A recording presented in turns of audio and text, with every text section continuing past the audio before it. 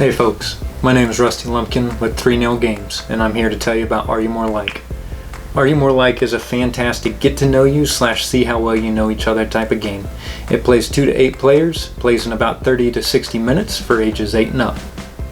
Are You More Like is a game where everybody is going to be playing cards for the active player, and then the active player gets to choose from those which one they are most like and which one they are least like. But before I go any further, I need to tell you about what Are You More Like is not. Are You More Like is not a typical play a card for the judge, and then the judge looks at all the cards and finds which one he thinks is the funniest or which one is his vote. In Are You More Like, the judge is going to be determining based on his own personal perspective of who he is. Everybody else is going to be placing bets as to what they think the judge is going to say about themselves. So it's not about I think that Frank is this. It's about I think that Frank thinks he's this.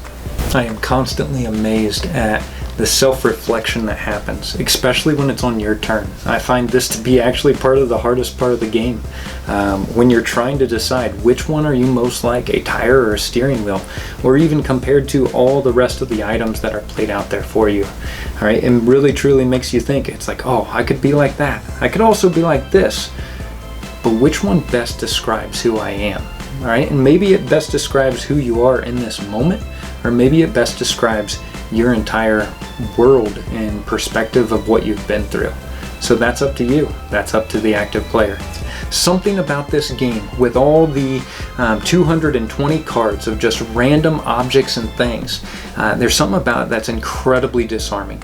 It allows incredibly hilarious moments at the table where people are trying to discuss and banter over how in the world are they most like this and least like that. One of my favorite memories of this game is going to be when I was at a convention and I was teaching this game, and an entire family showed up, and one of the cards that they played for one of the people at the table was half a pair of socks. And everybody instantly, the very first thing that they knew was that the active player was going to be least like a half a pair of socks. And I was so curious, I was like, I have no idea what in the world this story is. And so sure enough, the active player chose that least like half a pair of socks.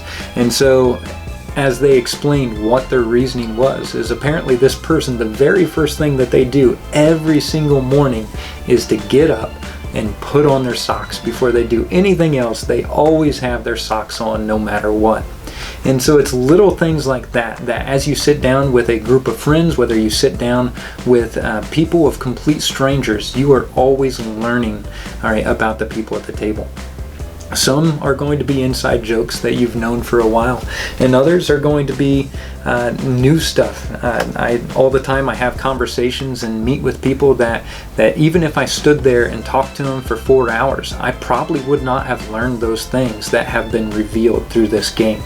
But with that, it's not an awkward moment. They're always hilarious, even when things get deep and serious. It's a chance to hear and have real meaningful conversations. One of the things that I love about this game is that there are no wrong answers. It's all about the person's perspective. For example, the honeybee. All right, a honeybee is an incredibly hard worker. All right, or is the player going to view that as something scary, right? Maybe they're allergic to honeybees. So it's all about what is going to be their perspective, and can you get into their mind and view the world from their angle. The way that a person answers these questions teaches us so much about them, all right? The way that they view the world, and also the way that they personally interact with the world. So who is this game for? This game is for that family, for that group of friends, for that group of people that are looking for a game that they can guarantee to be able to pull off the shelf and know that it is going to bring lots of laughter to the table. But it also, they know that it can get serious at times too. That this is for that group of friends that is not okay with just saying, hey, how you doing today? Okay, I'm good, yeah, you too. But for that group of friends that is going to be okay with having real conversations. If you're a family that you're struggling to connect to your kids, trying to come up with questions for them to answer, and maybe the kids just don't want to answer, this is that game that might be able to break open that shell, all right? Get them to open up about things and perspectives from their worldview. I care deeply about this game because I see the impact that it has on the people that play it.